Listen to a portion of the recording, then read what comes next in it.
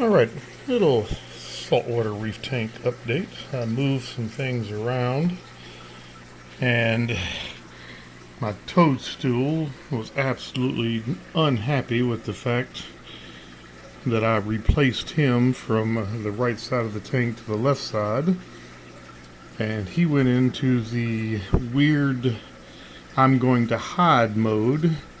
Apparently they do that occasionally, just randomly they will pull themselves in for about 2-3 days and create a slime coat, and that's what you see there is sloughing off as he has decided to pop back out this afternoon. I changed some of the flow around and my bubble tip has went from the rock formation to the wall, so that's interesting. I had my bubble gum soft coral there that I had in several different places, and that jerk right there kept knocking it down as he was flying around, so I finally got to a point where I put it braced in by the marble. My Superman mushroom there drug that seashell from this location all the way over and was going underneath the rock, so I pulled it out here just to see if it would climb off that rock or if it would stay there and encrust it. There's another mushroom there that's starting to come down and form a foot on the gravel, the substrate. In front of that little piece of stick coral is one of the mushrooms, or one of the Superman that came off of that piece. In the light, it's very hard to see the brilliant orange and yellows of that zoa right there. And I had to move it around because it was wedged in between two rocks. And when I moved it up here to see if it would start to encrust that section and grow out as a little garden, I noticed that it lost a little bit of color, but it's starting to come back. The Duncan coral is doing a wonderful job. It reacts to the light, and obviously any food or any of my powder that I put in there of my reefroids. And I've noticed my little Bengai cardinals are very sneaky. They hide over here all day, but at night they get out and float around, and I was so impressed with them. Speaking of getting out and being sneaky, my little clownfish here, I've got 8. If you'll notice, there's 3 out here jumping around, 2 over here, that's 5. Well, where's the other 3? Well, down here in the salt pump in my refugium is the other 3. They somehow got over the top, which is covered and with a slit, and somehow managed to work their way through the one tube that doesn't have a sock on it, and got out and swam that way. Very odd, very weird. And I've even taken 2 of them back up, and they've managed to work their way back down. I don't understand. Now, if you'll notice, my Niger trigger has cut a path in the moss over here. He does a circle down and around that rock and does this practically all day. He weirds me out. If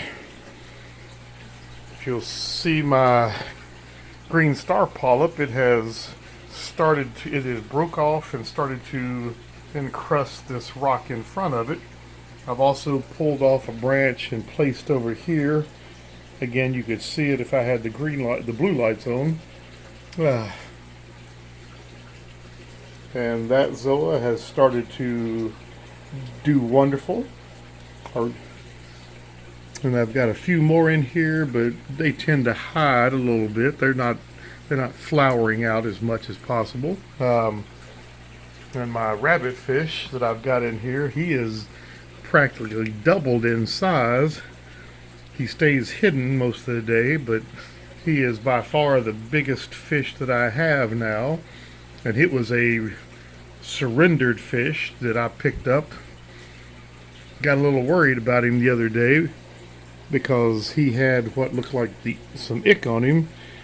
And I adjusted the temperature in here, and I had no chemicals to treat him with. So if I could get him to come out of that rock in the back,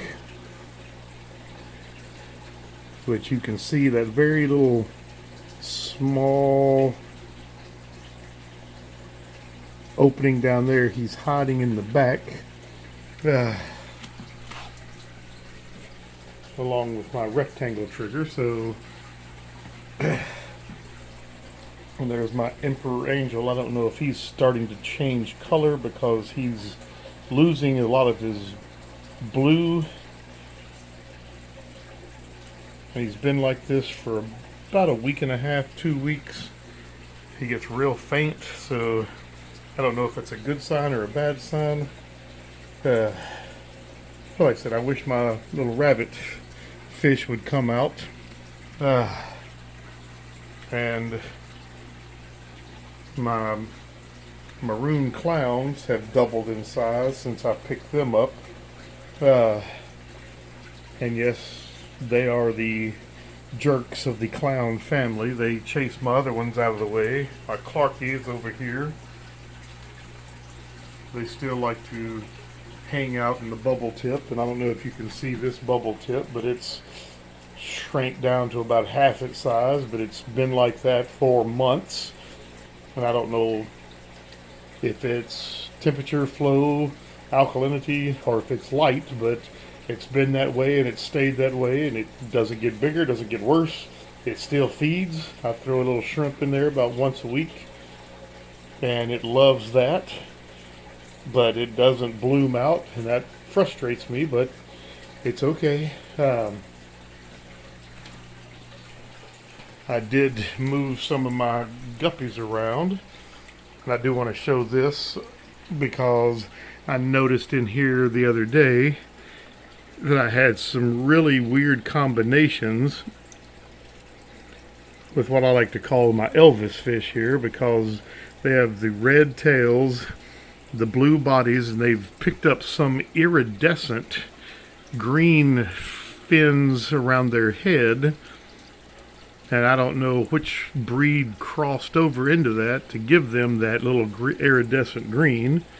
And again, I've got a few of these cobra tails that have leopard prints on them. And I am hopefully going to get a couple of those to spawn out and have a nice selection of them later.